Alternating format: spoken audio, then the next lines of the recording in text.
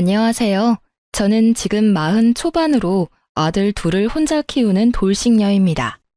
솔직히 지금 이 사연글을 쓰고 있으면서도 제게 일어났던 이혼이라는 과정들이 지금까지도 믿기지가 않습니다. 10년이라는 긴 세월 동안 시대거른을 모신 제가 남편에게 뒤통수 맞는 얼얼한 보답을 받게 되었죠. 같이 제 남편 욕 시원하게 한번 해주실래요? 저와 남편은 각자 알고 지내던 친한 친구의 소개로 만났어요. 친구는 자기의 소꿉친구라며 남편을 소개시켜줬었고, 생각보다 말이 잘 통해서 결혼까지 하게 됐었죠. 저는 시간을 자유롭게 누릴 수 있는 프리랜서 작가고, 남편은 중소기업에서 일하는 직장인이었어요. 외동아들이었던 남편은 제가 가지고 있던 편견과는 다르게 무척이나 배려심 많고 다정한 성격이었어요. 결혼을 생각한 건 역시나 그 부분에 영향이 컸었죠. 당시 남편과의 결혼에서 신경 쓰이는 점이라고는 아픈 시부와 그런 시부를 직접 모시는 시모뿐이었어요. 시모가 시부를 모시고 있는 집에서는 보통 며느리도 그렇게 해주기를 바라는 마음들이 있잖아요. 본인이 그렇게 하셨으니 그게 당연하다고 여기는 분들도 계시고. 하지만 시모는 부양이라던가 간병을 당연하게 생각하시는 분은 아니었어요. 결혼 후에는 시부의 상태가 더 안 좋아지면서 시모의 부담이 커졌었거든요. 그때 저는 시부와 함께 시모의 건강도 더 신경 썼었어요. 솔직히 오랜 병으로 누워 계시는 시부의 간병을 처음부터 하는 건 저에게는 너무 두렵고 힘든 일이었고, 그렇다고 이 모든 상황을 그저 보고만 있기에는 시모의 상황이 너무 안쓰러워 보였던 거죠. 순전히 시모의 힘든 모습에 마음이 쓰여 시작한 일이었어요. 솔직히 저희가 시부 명의의 집을 빌려 쓰고 있기도 했고, 애들 둘이 시댁 식구들을 많이 닮아서 시부와 시모 모두 손주들에게 애정이 많이 컸었거든요. 그런 애정을 받고도 그걸 못 본 채 할 수 있는 사람이 세상에 어디 있을까요? 그렇게 매번 시모를 챙기러 자주 시댁에 들르는 저에게 시모는 농담처럼 이런 말을 할 정도였거든요. 우리 재산은 아들이 아니라 며느리한테 물려줘야겠네. 그때는 그저 시부 명의의 집을 빌려 쓰고 있던 저희에게 집 명의를 남편 앞으로 해주겠거니 하고 넘겼었죠. 어머님, 어차피 저한테 주셔도 애들 아빠 거잖아요. 저는 큰 재산 같은 건 바라지 않으니까 앞으로도 지금처럼 만날 때마다 맛있는 음식 먹으러 가요. 그게 저한테는 더 큰 기쁨이거든요. 솔직히 그 말을 고지고대로 믿을 며느리가 어딨나요? 그냥 칭찬하고 싶은 마음에 그렇게 말들을 꺼내는 거죠. 저한테 준다는 말은 아들에게 준다는 거하고 다를 바가 없잖아요. 그런데 그런 아들은 그다지 시댁 상황에 관심이 없다는 게 조금 문제라면 문제였죠. 남편이 나쁘다기보다는 너무 바빴거든요. 통화 연결도 안 될 때가 많았고, 그럴 때는 남편의 감시탑 역할을 하던 친구에게 전화를 걸어 말을 전할 때도 있었어요. 저희 둘을 결혼까지 이어준 친구가 남편 회사 근처에서 카페를 운영하고 있었거든요. 너무 급할 때는 친구에게 남편 회사에 있는지 확인해달라고 부탁할 때가 종종 있었죠. 제 뒤통수 강타 사건의 처음은 첫 아이가 5살이 되던 해에 일어났어요. 지금도 잊혀지지 않는 가을, 연휴 기간이었죠. 오랜만에 부모님과 함께하는 1박 여행을 계획했었어요. 친정 부모님과 저희 부부, 동생 부부까지. 성인 6, 아이 2을 데리고 가는 여행이었어요. 이미 숙소 예약과 관광지표를 끊어놓은 상태에서 갑자기 이틀 전 남편이 일이 많아져서 피곤한 상태라 가지 못할 것 같다고 미안한 얼굴로 운을 떼더라고요. 솔직히 이번 여행을 무척 기대하고 있었던 터라 남편의 그 말에 실망을 많이 했어요. 그랬더니 남편이 애를 자기가 봐줄 테니 다녀오라고 하더라고요. 처음에는 남편과 함께 가지 않으려고 했지만 동생네가 언니만이라도 오라며 하도 성화라 어쩔 수 없이 가기로 했어요. 애를 데려가라고 했는데 남편이 굳이 놔두고 가라더라고요. 애가 있으면 당신이 너무 힘들 것 같다고요. 그렇게 남편에게 첫째를 맡기고 여행을 다녀오게 됐죠. 그리고 여행 다음 날 오후쯤 집에 돌아왔는데요. 집이 묘하게 깨끗하더라고요. 5살짜리 아들 때문에 항상 어수선한 집이었는데 처음에는 남편이 저 피곤할까봐 정리해준 거라고 생각했어요. 그런데 남편은 집안일에 크게 관심이 없는 남자였거든요. 애 보게 놔뒀더니 잘 보는구나 싶은 흐뭇한 마음으로 들고 갔던 짐을 정리하기 위해 안방으로 들어왔죠. 그런데 제 화장품 사이에 딱 하나 샘플 앰플이 있더라고요. 처음에는 남편 건가 싶어서 들어 올렸는데 그 브랜드는 여성 전용 제품이었거든요. 게다가 지성 피부인 남편이 절대로 쓰지 않을 화장품이었기에 저는 설마 하며 남편의 외도를 처음으로 생각하게 됐어요. 그런데 아무리 봐도 남편이 바람을 피우는 느낌은 아닌 거예요. 저와 소원하거나 따로 자주 연락을 하거나 밖에서 전화를 받는 일도 없었고요. 무조건 전화는 있는 자리에서 받았었고 남편의 카드 내역으로도 모텔 같은 곳에 간 내역이 없었으니까요. 제가 섣불리 생각했던 건 아닐까 하는 미안한 마음이 새록새록 떠오를 때 생각지도 못한 곳에서 남편의 외도가 뽀록 나게 됐어요. 바로 아들의 입을 통해서요. 마지막 확인이라는 생각으로 아이에게 물었거든요. 아들, 혹시 엄마 여행 가 있는 동안 재밌는 일 없었어? 평소랑 다른 일 같은 거 말이야. 아빠가 맛있는 거 많이 시켜줬어. 그리고 밤에 어떤 아줌마가 왔었어. 문소리가 나서 엄만 줄 알고 깼는데 엄마 아니라서 다시 잤어. 아들의 이 말에 제 온몸이 벌벌 떨리더라고요. 온몸이 분노로 사시나무 떨듯 떨렸죠. 저는 애를 친정에 하루 맡겨놓고 남편을 기다렸어요. 아들은 어디 갔어? 친정집에 잠깐 맡겼어. 돌려서 말하는 거 내 성격에 안 맞으니까 진짜 딱 까놓고 물을게. 너 혹시 바람 피니? 바람? 그런 거 필 시간이 내가 어딨다고. 솔직히 요즘처럼 바쁘면 그냥 집에서 쉬고 싶을 뿐이라고. 피곤이 가득한 그 목소리는 매번 듣는 남편의 앓는 소리였습니다. 저번 가족 연휴 때 진짜로 이 집에 여자 안 데리고 왔어? 그날 집에 있던 아들이 어떤 아줌마가 집에 왔었다던데. 그럼 그 사람은 누구야? 내가 아는 사람이니? 내가 아는 사람 중에 한밤중에 와이프 없는 유부남 집에 들어올 만큼 상식 없는 사람은 없는데? 애가 잘못 봤겠지. 잠결에 TV에 나온 걸 봤을 수도 있고. 설마 그 이야기를 진짜 믿는 건 아니지? 그래, 나도 5살짜리 어린애 말만 믿고 당신을 추궁할 수는 없지. 근데 이 샘플은 좀 아니지 않아? 그게 뭔데?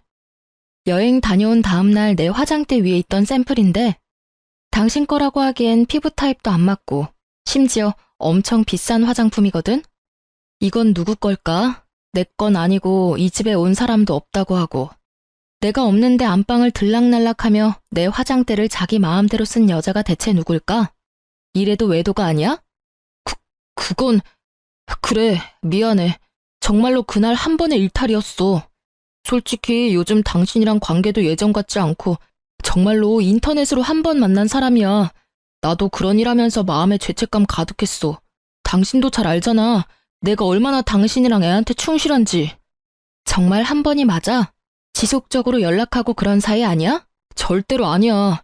정말 단 한 번뿐이었고 당신도 알다시피 나만큼 집, 회사만 아는 남편도 없잖아. 그런 사람이 왜 바람을 핀 건데 당신 나랑 이혼하고 싶었던 거야? 말해봐. 당신이 원하면 내가 이혼해줄게. 여자 만나고 싶으면 이혼하고 만나라고. 여보, 나는 절대로 이혼 안 하고 싶어. 왜 내가 이혼을 해? 나 진짜로 한 번의 일탈뿐이었다니까? 당신 없으면 나 진짜 폐인 된다고. 나 여전히 당신 사랑하고 이 가정을 무너뜨릴 일은 하고 싶지 않아. 당신이 원하는 건 뭐든 다 할게. 그러니까 제발 이혼만은 말하지 마. 사정하는 남편을 보며 저는 수만 가지 생각으로 골치가 아팠어요. 솔직한 말로 남편은 그 일을 제외하고서는 항상 완벽한 남편이자 아빠였기에 이혼이 꺼려지더라고요. 게다가 뱃속에는 둘째까지 커가고 있었거든요. 그래서 고민을 많이 했어요. 제게도 경제권은 있으니 키우는 건 어렵지 않지만 다들 아시잖아요. 애를 낳는 순간부터 1년, 2년은 애한테 붙어 있어야 하는 걸. 게다가 혼자서 애를 돌보며 일을 한다는 게 얼마나 힘든 일인지 말이죠. 저는 어려운 결정을 내릴 수밖에 없었어요. 단 한 번이라고 말했으니 내릴 수 있었던 과감한 결정이었죠. 단 한 번이었다니 용서해줄게. 그치만 맨입으로는 곤란하지. 위치 추적 앱 깔고 내 연락은 무조건 받아. 당신이 연락 안 받는 즉시 나는 위치 추적해서 당신 어디 있는지 알아낼 거니까. 저의 그 말에 남편은 흔쾌히 그 요구를 받아들이더라고요. 그리고 남편에게 말은 안 했지만 집안에 녹음기도 2개 설치해뒀어요.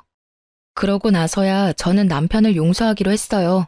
남편을 믿어서라기보다는 이혼을 원하지 않는 남편의 강경한 모습을 믿기로 한 거였죠. 그렇지만 이때는 시모에게 남편의 외도 사실에 대해 알리지 않았어요. 시모와 저의 관계는 꽤나 돈독했었고 시부 간병까지 하는 시모를 이런 일로 마음고생시키고 싶지도 않았거든요. 남편은 그 이후로 제게 행선지도 알리고 회식 모임도 최소화했어요. 가끔 남편과 연락이 되지 않을 때는 위치 추적 앱을 사용했는데 그때마다 회사로 되어 있었어요. 혹시 회사 사람이랑 바람필 수도 있을 것 같아서 남편 회사 근처에서 카페를 하는 친구에게 연락해서 남편이 회사에 있는지 확인을 받기도 했어요. 친구는 매번 그렇게 못 믿어오면 직접 와서 보라며 저를 타박하기는 했지만 매번 확인해 줬었고요. 솔직히 친한 친구이긴 했지만 이 일을 계기로 더 친해졌어요. 남편 외도에 대해 상담하면서 같이 욕하고 들어주면서 친구가 많이 저를 심적으로 안정시켜줬거든요. 10년의 시간 동안 안방에 설치해두었던 녹음기는 제가 집을 나설 때마다 켜두었지만 더 이상 외도의 음성은 녹음되어 있지 않았어요. 그렇게 10년을 아무 일 없이 잘 지나갔어요. 아니, 일이 많았지만 저만 모르고 지나갔던 거였어요. 그리고 아무것도 모른 채 2번째 뒤통수를 맞은 건 그로부터 10년 후였어요. 이때쯤은 첫째 아들도 15, 둘째도 10살쯤이었어요. 지병으로 병석에만 누워있던 시부가 말기암 판정을 받은 게 바로 그 해였어요. 독한 약물과 쇠약해진 몸 상태를 알고 있던 시부는 연명치료를 거부하기에 이르렀고 병원에서는 요양병원을 말했지만 시모가 직접 집에서 간병을 하기로 했어요. 얼마 남지 않은 시간 가족과 보내고 싶다는 시부의 요구를 시모가 받아들였거든요. 어떻게든 살리는 시도를 하는 것보다 남은 나날을 좀 더 가족의 따뜻함을 느끼도록 하는 게 마지막 가는 날 후회를 남기지 않을 수 있을 거라는 시모의 마음도 있었던 거겠죠. 시모는 시부의 병세가 악화가 되었을 때 남편에게 전화했어요. 예, 아버지 마지막 가는 길 같이 있어주면 안 되겠니? 며느리가 주말마다 와서 같이 고생하는 건 알고 있고 너도 일하느라 힘든 건 잘 알지만 내가 보기에 너희 아버지 오늘 내일 할 것 같아. 미안한 부탁이지만 마지막 가는 사람 부탁이라 생각하고 둘 다 일주일만 여기 와서 같이 있어줘라. 어머니, 휴가 때문에 연차를 너무 많이 써서 연차를 쓸 수가 없어요. 게다가 다음 주에는 중요한 미팅도 잡혀 있어서 지방까지 내려갔다 오려면 시간도 너무 오래 걸리고.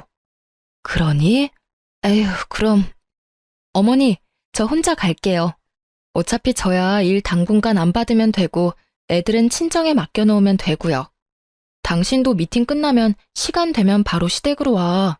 혹시라도 당신 없을 때 아버님 임종이라도 있으면 당신도 마음 아플 거 아냐. 결국 그렇게 저는 남편을 보내고 일주일치 짐을 싸 시댁으로 들어갔습니다. 그렇게 며칠을 시부모님과 지내며 이야기를 도란도란 나눴죠. 가시는 길 후회 없으시도록 시부와도 이야기 많이 했고요. 그러다 문득 시부를 재워놓고 시모와 같은 방에 누웠는데 시모가 이런 말을 하더라고요. 가는 길에 후회한 점 남기지 않았으면 하는 바람이다. 어떤 잘못을 했든 지금 말해주면 뭐든 용서해 줄 수 있겠지. 그 말에 제 머릿속에 떠오른 건 10년 전의 그 사건이었어요. 저 어머니, 사실은 제가 10년 전에 그 사람이랑 헤어질 뻔한 적이 있었거든요. 뭐? 그게 무슨 소리냐? 너희는 아무 문제 없이 잘 산다고 생각했는데 게다가 10년 전이면 너 둘째 임신했을 때잖니?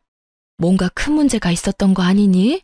실은 10년 전에 그 사람이 바람피다 저한테 걸렸었거든요. 첫째가 그때 5살이었는데 제가 없는 집에 어떤 아줌마가 왔었다고. 그때는 둘째 때문에 꾹 참고 봐줬었죠. 그래도 10년 동안 착실하게 잘 살아줘서 다행이죠. 그런 일이 네가 마음고생이 얼마나 심했겠어. 그렇잖아도 시부 시모 둘 다 모시느라 힘든데 혹시 그 바람핀 여자가 누군지는 아니? 남편 말로는 인터넷에서 만난 여자래요. 하루 한 번 스쳐간 인연이니 신상도 얼굴도 모르죠. 그리고 알면 뭐해요. 지금 벌써 10년이나 지났는데. 그런 이야기를 시모와 도란도란 나누며 잠에 들었고 다음날 일어났을 때는 시부는 자는 중에 돌아가셨더라고요. 말기 암의 노환이라도 자면서 돌아가신 건 참으로 호상이라며 시모와 이야기를 나누며 남편에게 연락을 하려고 했어요.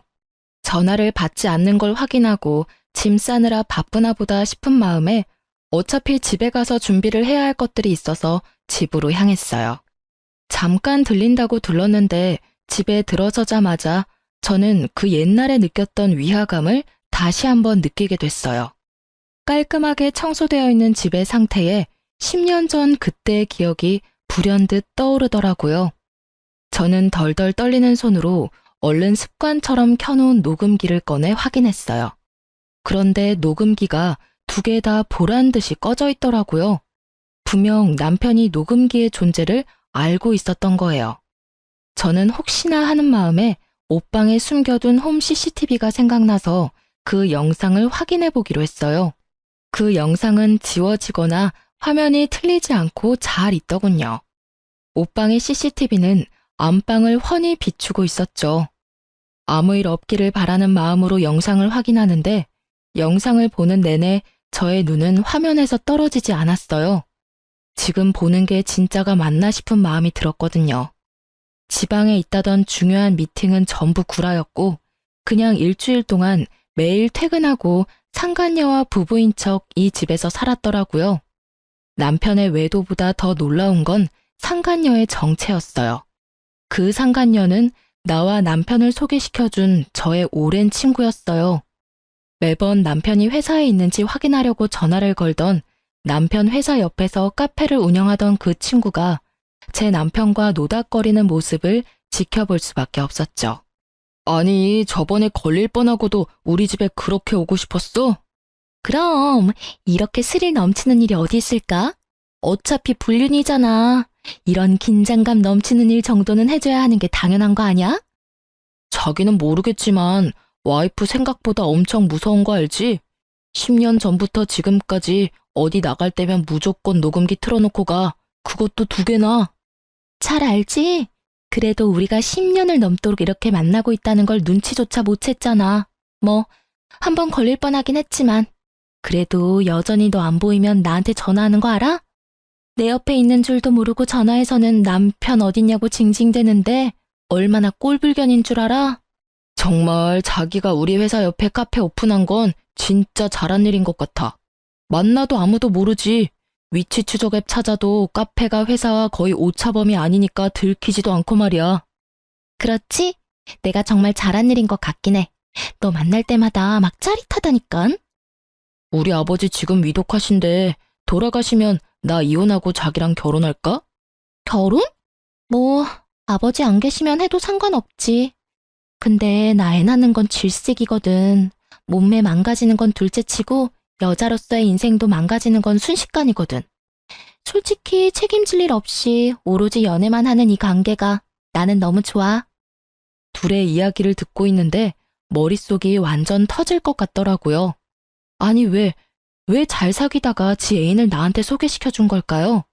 거기서부터가 의문이었거든요. 남편을 저에게 소개시켜주고 남편과 불륜을 저지르는 게 제 상식에서는 도저히 이해가 안 가더라고요. 저는 이 2 연놈을 불러내서 당장 따지려 했지만 이 악물고 참았어요. 시부 상중이잖아요. 그래도 마음이 너무 힘들었어요. 혼자만 알고 있기가 너무 두렵고 힘들어서 저는 누군가에게 이 상황에 대해 하소연하고 싶었어요. 하지만 어디 가서 말하나요? 시부의 장례식장에서 흘리는 눈물에 사람들은 제가 시부를 참 많이 따랐던 며느리라 그렇다며 착각할 정도였거든요. 시부에게 죄송스러운 마음이지만 시부가 돌아가신 것보다 남편의 바람과 친구의 배신이 저에게는 더 큰 아픔이었으니까요. 이 와중에 생각나는 건 친정 어머니보다 시모였어요. 결국 버티지 못했던 저는 시부의 장례식이 끝나고 시어머니에게로 찾아갔어요. 어머님, 저 드릴 말씀이 있는데 잠시 괜찮으실까요? 그래, 큰일 치르느라 고생 많았지? 오늘은 느긋하게 이야기나 하고 가거라. 아버지 없으니 몸은 편한데 마음이 적적하긴 했어. 저 사실은 이런 말씀 드리고 싶지는 않아요. 제가 남편 탓을 하는 것처럼 들릴지도 몰라서 참으려고 했는데 도저히 못 참을 것 같아서. 무슨 일인데 이렇게 서럽게 울어? 도대체 무슨 일이길래 이렇게... 저의 어깨를 감싸는 시모의 따뜻한 말에 저는 홈캠에서 따온 영상을 시모에게 보여주며 말했어요. 이것부터 좀 보세요. 그 사람 바람 피고 있었어요. 저 몰래 10년 동안이나요. 어머님이랑 시댁에 일주일 정도 있었잖아요. 그때 남편이 지방 출장 있어서 못 온다고 했었는데 그때 지방에 출장 간 게 아니라 출퇴근하면서 상간녀랑 저희 집 안방에서 부부처럼 지냈더라고요. 아버님 돌아가셨을 때도 제가 사용하는 침대에서... 결국 말을 잇지 못한 저보다도 영상을 보던 시모의 얼굴이 더 크게 놀라더군요. 이 여자가 상간녀라고? 얼굴이 내가 아는 그 여자랑 닮았는데? 15년도 더 됐어. 너랑 결혼하기 훨씬 전에 결혼하겠다고 데려온 여자야. 네? 결혼을 하겠다고 데려왔었다고요? 그래, 이 여자가 확실하네. 나한테 결혼할 여자라고 데리고 왔었지. 상견례까지 하고 날도 잡으려고 했는데 무슨 이유에서인지 저쪽에서 상견례 다음날 퇴짜를 놓더라고. 나중에 아들이 나한테 얼마나 뭐라 했는 줄 아니? 요즘 세상에 아픈 시부 간병을 도와줄 며느리가 어딨냐고 말이야. 내 생각에는 상견례 때 내가 그런 말을 하는 바람에 두 사람이 헤어졌다고 생각했는데 여전히 만나고 있었단 말이니? 세상에 어쩜 좋아. 시모의 말에 모든 퍼즐이 맞아 들어갔어요. 예전에 그 친구가 제게 이런 말을 한 적이 있어요. 결혼을 약속한 사람이 있었는데 그 집 어른들이 마음에 안 들어서 상견례하고 엎었다고. 그러니까 저는 바보같이 그 상간녀의 계획대로 시부의 간병을 돕고 친구의 불륜마저 몰랐던 제대로 뒤통수 맞은 바보 같은 년이 된 거였어요. 눈물이 분노로 바뀌는 거 정말 순식간이더라고요. 놀라서 눈물 질질 짜던 제가 결국 도끼가 바짝 올라버렸어요. 시모와의 이야기로 모든 게 정확해진 저는 집에 돌아와 남편에게 상간녀를 안다는 이야기는 하지 않고 외도하는 거 안다고만 말을 꺼냈어요. 당신이 어떤 여자랑 바람피는 거 알아. 누군지는 모르겠지만 마지막으로 기회를 줄게. 나한테 말해줘. 그 여자랑 앞으로 계속 만날 거야? 정말로 마지막으로 주는 기회라는 마음으로 물었던 거였어요. 잘못한 걸 알고는 있는지 고칠 생각은 있는지. 남편 놈이 제게 미안하다고 사과를 하거나 고치겠다고 다시는 만나지 않겠다고 한다 해도 이혼을 결심한 제 마음은 변치 않을 거예요. 다만 정상적인 답변을 기대하고 있었거든요. 그런데 남편 놈의 입에서 나온 말은 말이 아니라 망언이었어요. 결국 들켰네. 뭐, 맞아. 나 바람 피고 있어. 이혼할 거면 빨리 하자. 나도 솔직한 말로 당신 앞에서 완벽한 남편 연기하는 거 힘들거든? 게다가 좋아하지도 않는데 좋아하는 척도 너무 힘들고. 매번 야근하는 것도 얼마나 힘든 일인지 모르지? 아, 진짜 10년 넘게 돌아왔어. 솔직하게 말해서 당신이랑 결혼한 건 아버지 간병할 사람이 필요해서였거든. 아버지도 죽었으니까 나도 이제 나 하고 싶은 대로 살아도 되잖아.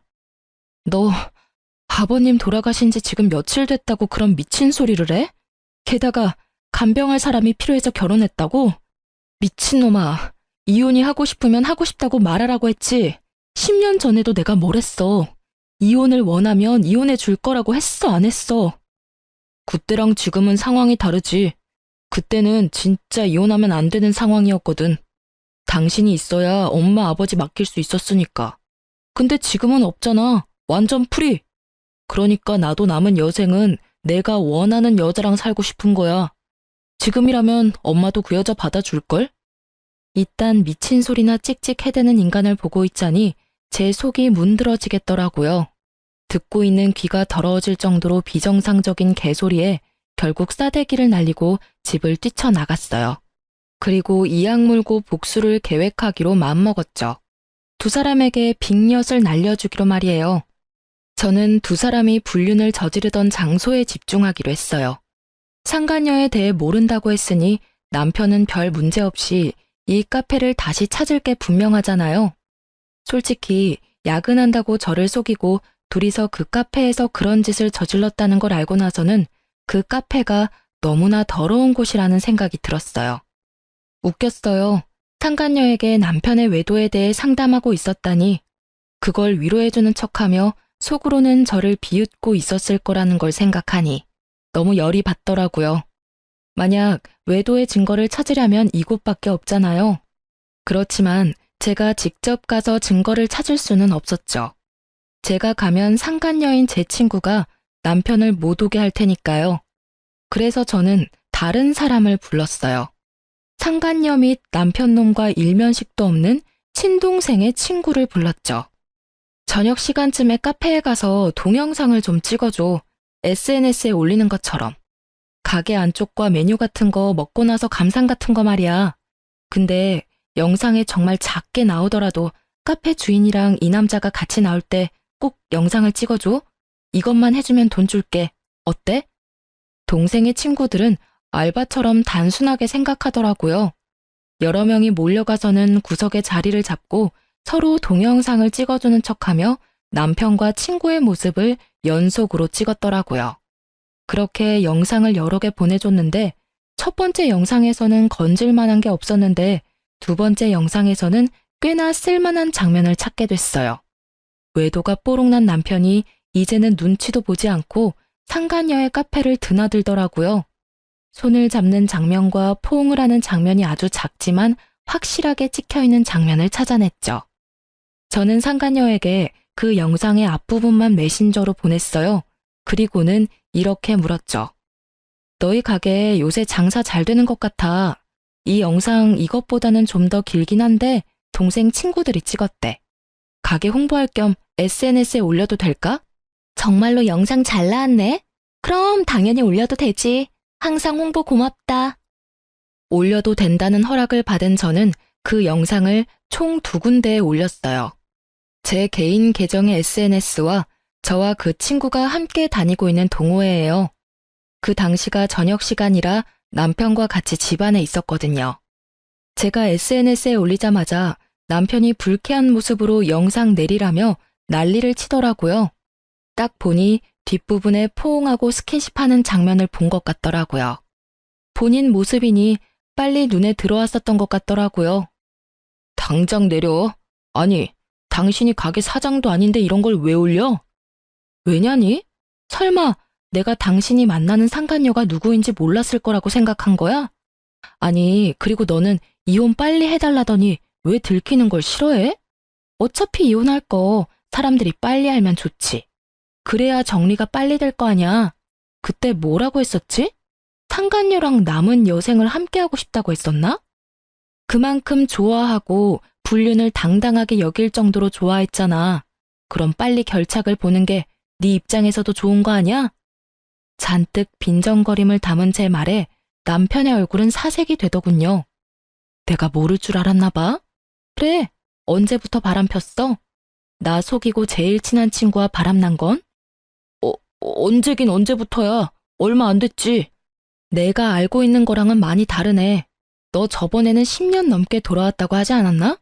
말이 왜 달라졌을까? 나 결혼 전부터 만나고 있었던 것도 알고 있어. 그러니까 더 이상 거짓말하지 마. 머리 모자란 거 티나잖아. 거짓말을 이렇게 못해서야. 저는 말도 안 되는 거짓말을 하는 남편에게 홈캠 영상을 보여줬어요. 남편의 얼굴이 새카맣게 되더라고요. 제 생각에 남편은 제가 상간녀의 정체를 모른다고 생각해서 상간녀 위자료 소송을 피하려고 했던 것 같아요. 보통은 상간녀 위자료를 불륜남이 내주니까요. 참 그런 잔머리까지 굴리는 걸 보니 역겨운 마음이 들더라고요. 남편 놈에게 따지려는 찰나 제 폰에 알람이 울리더라고요.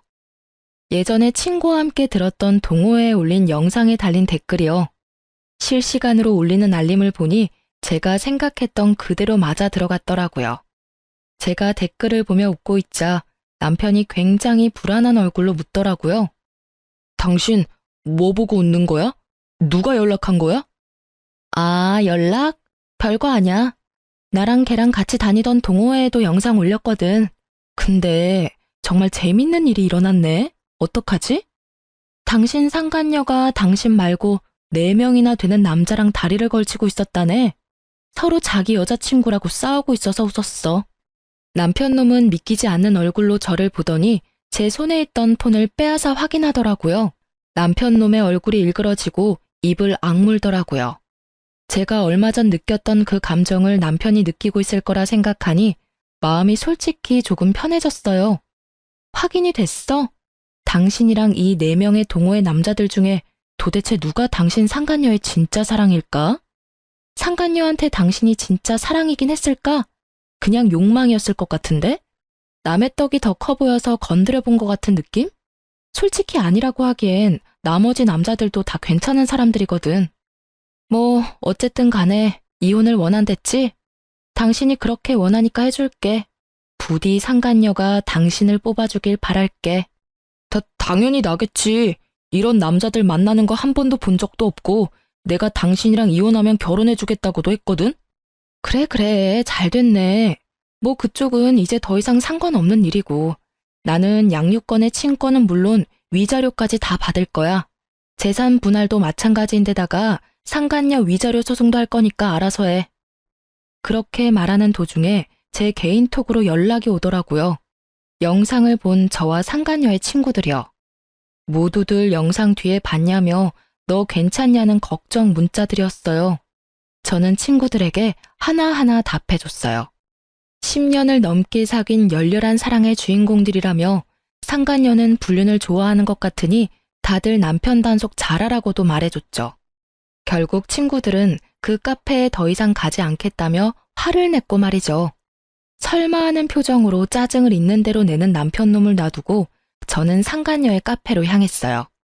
웬일이야 이 시간에? 시침이 떼지 마. 너 우리 남편이랑 바람피지? 네가 어떻게 나 몰래 그런 짓을 할 수가 있어? 아, 그거? 너도 이제 알게 됐네? 근데 딱히 내 잘못은 아니잖아. 사랑이 혼자만의 힘으로 되는 것도 아니고. 네 남편이 나를 사랑하고 내가 네 남편을 사랑했으니까 불륜이 성립되는 거지. 그걸 따지고 싶거든. 왜 그 남자가 네가 아니라 날 선택한 건지를 묻는 게 더 빠르지 않을까?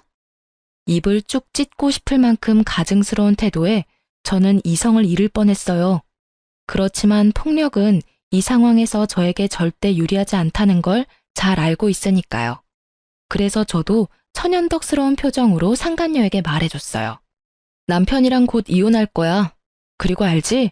상간녀 소송은 상대방이 유부남인 걸 알고 만났다면 절대로 너한테 불리하다는 거 말이야. 아, 그리고 네 허락받아서 동호회에 올린 동영상 말이야. 나한테 이렇게 많은 연락이 오는지 모르겠네. 벌써 4명이나 되는 남자가 이 영상 뭐냐고 묻는데 넌 그 이유를 알아? 뭐? 미친 거 아니야? 그걸 왜 거기다 올려 이 나쁜 년아. 나쁜 년은 내가 아니라 너지. 어떻게 10년이 넘도록 나를 배신하고 속일 수가 있어? 너 정말 대단하더라. 바보 등신 같은 남편놈은 네가 진짜 사랑이라고 여기던데. 그럼 나한테 연락 온 동호회 남자들 4명은 뭐야? 그 사람들한테 내가 친절하게 말해줄게. 네가 누굴 선택할지 궁금하긴 하네. 그렇게 말하는 도중에 상간녀의 폰으로 연락이 미친 듯이 오더라고요. 딱 보니 남편이나 그 4달이 걸친 사람들이겠죠. 자기 폰을 보고 전화를 받지도 못하는 상간녀를 보니 너무나 통쾌해서 웃음이 다 났어요. 왜 연락을 못 받아? 하긴 그 사람들이 다 네 밥줄인데 어떻게 한 사람만 고를 수 있겠어? 그래도 아쉽네. 우리 동창들도 여기 이젠 안 오겠대. 동창들이랑 동호회 사람들 이제 다 안 오면 이 카페 찾아오는 단골 다시 만들어야겠네? 솔직히 그렇잖아. 절친 남편 꼬셔서 불륜까지 하는 너한테 어떤 친구들이 자기 남편 데리고 오겠니? 야, 너 이러는 거 명예훼손이야. 사생활 보호법 뭐 그런 거 위반이라고. 너 당장 고소할 거라고. 고소해. 네가 허락해서 올린 거니까 나한테 잘못 없거든. 분해하며 씩씩거리는 상간녀를 놔두고 저는 가게를 나왔어요. 뒤에서 분해서 소리 지르는 상간녀의 모습에 웃음이 슬쩍 나오더라고요.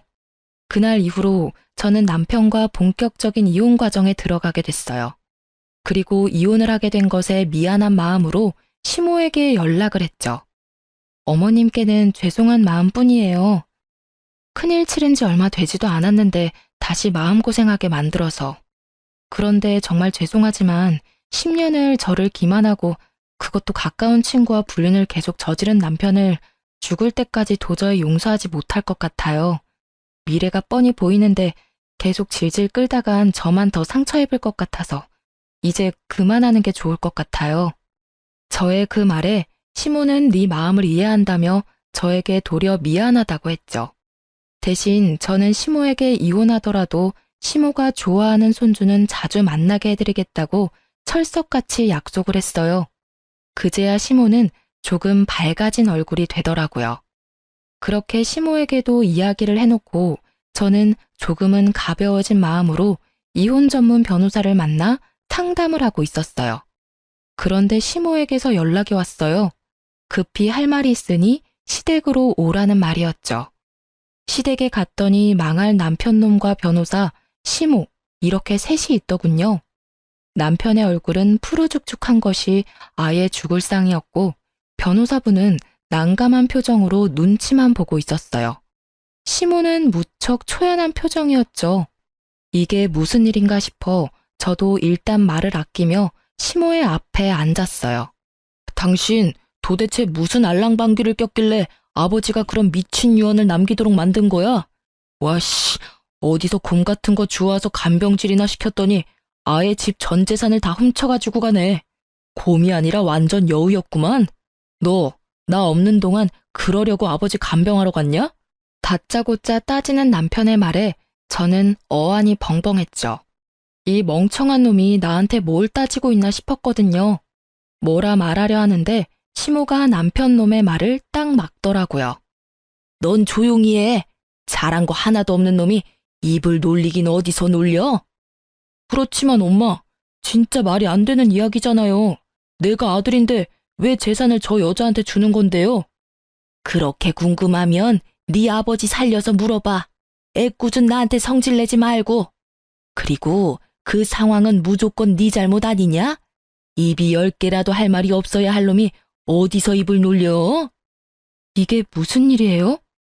제 물음에 답한 건 남편 곁에 있던 변호사였어요. 저 고인께서는 돌아가시기 전에 공중 유언을 하셨는데 자신의 임종 때 마지막까지 자신의 곁에 있었던 사람들에게만 고인이 가진 아파트 2채와 상가 건물 3채를 지분 상속하기로 하셨습니다. 그리고 고인께서는 자신의 간병에 진심이었던 며느님께 현재 며느님이 살고 계신 신혼집을 온전히 상속하시겠다고 하셨고요. 그런 게 어딨냐고. 아니, 내가 자식이잖아. 멍청한 놈은 입에 개거품을 물며 그저 자신이 아들이라는 이야기만 수없이 변호사에게 소리쳐댔죠. 너, 이 못난 놈아. 네 아버지는 돌아가시기 직전에 네 놈 바람핀 거 알고 가셨어. 며느리가 그날 말해주지 않았다면 몰랐겠지. 그리고 네 아버지도 네가 설마 아버지 임종 때 상간녀와 바람피려고 거짓말한 나쁜 놈인 걸 알았겠니? 어떻게 이래? 하나밖에 없는 자식인데 네가. 상간녀의 눈이 멀어서 아버지 돌아가시는 날까지 그런 미친 짓을 하냐고. 그러고도 네가 인간이야? 내 배에서 나왔지만 짐승 새끼도 그런 짓은 안 한다. 결국 소리치던 시모의 눈에 눈물이 뚝뚝 흐르더라고요. 그렇지만 남편놈 눈에는 시모의 눈물 따위는 보이지 않더라고요. 그저 앞으로 재산을 어떻게 해야 하는지 그것만 계산하고 있더라고요. 그걸 보니 한심함에 한숨이 나오고 시모를 보니 딱함에 한숨이 또 나오더라고요. 저딴 놈 어머니로 두기엔 참 아까운 분이셨거든요. 막판에 저와 남편의 위치는 순식간에 뒤바뀌었어요. 집에 돌아온 저는 집에서 나갈 준비를 하지 않아도 되었어요.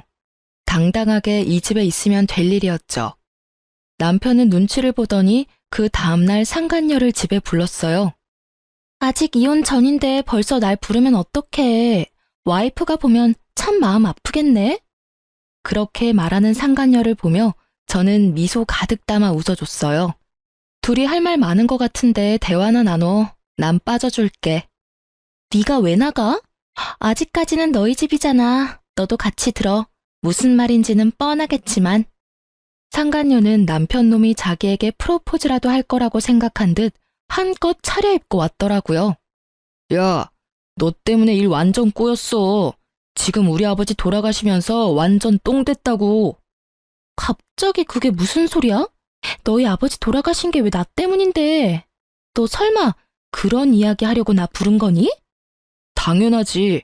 아버지 임종 때 네가 같이 있고 싶다고 우기는 바람에 너랑 같이 있다가 재산 다 날려먹게 생겼다고. 그게 왜 내 탓이야? 나랑 바람 피우면서 재산까지 가져가려고 했던 거야? 너 웃기다. 언제는 돈보다는 내가 좋다면서? 그리고 난 너 때문에 상간녀 소송까지 당해야 하는데 네가 그렇게까지 억울해할 일은 아니지. 야, 그걸 말이라고 해? 네가 뭐가 그렇게 억울한데? 나 혼자 바람 폈어? 너도 같이 바람 폈는데 왜 억울한데? 거기다 너 나 하나만 있었던 것도 아니잖아, 이 나쁜 년아. 나 너한테 속은 거야. 완전 가스라이팅 당한 거라고. 결국 남편 놈이 상간녀에게 물건을 막 집어던지더라고요. 완전 발악을 하면서요. 미안한데 집 그만 훼손해 줄래? 이 집 이제 내 집이거든. 너도 그렇고 상간녀도 그렇고 둘 다 싸우려면 나가서 싸워. 남의 집에서 꼴사납게 굴지 말고. 왜 이 집이 네 거야? 설마 이 집까지 너희 아버지 거였어? 미친, 넌 그 나이에 도대체 일어놓은 게 하나가 없어. 아, 됐어. 너 같은 루저는 내 쪽에서 사양이야. 그렇게 두 사람을 속 시원히 내쫓고 저는 곧 재산을 받고 이혼에 성공했어요. 나중에 알아보니 두 사람의 끝은 정말 최악이었더라고요. 상간녀의 카페에 4명의 남자들이 찾아와 동시에 따지는 바람에 카페는 망했다고 해요. 그리고 상간녀는 카페 폐업과 상간녀 소송 때문에 손절했던 남편 회사로 찾아가서 난리쳤다고 해요. 결국 와이프 10년 넘게 속여가며 불륜 저지른 게 회사 내에도 알려져서 결국 회사에서는 권고사직을 권했다고 해요. 그렇게 퇴사하고는 다른 직장으로 재취업도 못했대요. 워낙 소문이 크게 나서 받아주는 곳이 없었다나 봐요. 그에 비하면 저는 두 아들과 잘 살고 있어요. 일단 집이 있고 위자료와 재산을 많이 받아서 남편이 없어도 크게 힘들지도 않고요. 웃기면서도 슬픈 건 두 아들이 전부 아빠를 찾지 않는다는 거예요. 아마 첫째는 이혼 당시에도 나이가 꽤 있었던 터라 이혼 과정을 다 보고 아빠에게 질린 듯 더 이상 아빠를 자기 부모로 생각하지 않겠다고 말하더라고요. 둘째는 이제 곧 중학교에 들어가는데 우연히 근처 아파트 공사 현장에서 막노동하는 아빠를 보기 싫어 마주치고도 못 본 척 뛰어왔다는 말을 제게 하더라고요. 울먹이는 걸 보니 마음이 너무 찢어질 듯 아팠어요. 어떻게 아빠라는 인간 하나 때문에 애들이 이런 아픈 마음을 안고 살아야 하나 싶은 마음에서요. 솔직히 저는 제 인생에 남자는 없다는 생각으로 두 아들만을 키우며 살고 있어요. 워낙 완벽한 남자를 연기했던 전 남편이었던지라 어떤 남자든 다 못 믿겠더라고요. 솔직히 이제는 연애에 마음을 쏟을 만큼 어리지도 않고요. 제가 이 글을 쓰고 다시 한번 쭉 읽어보는데 참 욕이 저절로 나오더라고요.